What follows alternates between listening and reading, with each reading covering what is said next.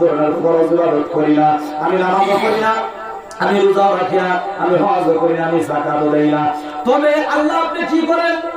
ও আল্লাহ, আপনি কিছুই করেন না, আপনি কি করেন? আমার আল্লাহ রাব্বুল আলামিন সুন্দর করে ডাক দেয়, বলেন বান্দা তুমি শোনো, শোনো, ও বান্দা তুমি শোনো, শোনো।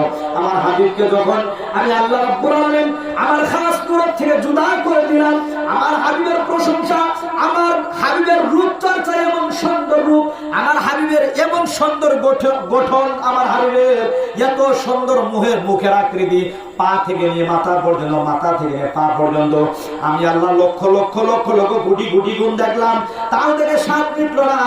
আমার হাবিবের এই গুণের প্রশংসা কে করবে? দুনিয়ার জমিনে ওই টাইমে আমি আল্লাহ তো কোনো ধরনের মাখলুককে বানাইছিলাম না। আমার হাবিবকে যখন বানাইলাম ওই টাইমে ফেরেশতা ছিল না।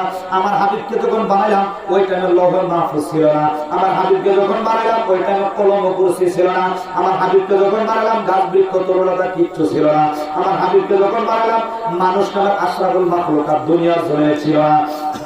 এক কথা বলতে গেলে আমার নবীকে যখন আল্লাহ পাক বানিয়েছিলেন, নূরের আকৃতিতে বানিয়েছিলেন, ওই টাইমে আমার আল্লাহ পাক 18,000 মাখলুকাতকে দুনিয়ার জমিনে বানান নাই।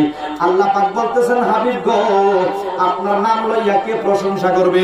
আপনি দুনিয়ার জমিনে আগমন ঘটাবেন, কে খুশি ইজহার করবে? এই জন্য আমি আল্লাহ নিজেই আপনার প্রতি খুশি ইজহার করেছি। জোরে পড়ি সুবহানাল্লাহ। এই জন্য আমি আল্লাহ পাক নিজেই আপনার গুণগান গেয়েছিলাম। জোরে পড়ি আল্লাহু আকবার।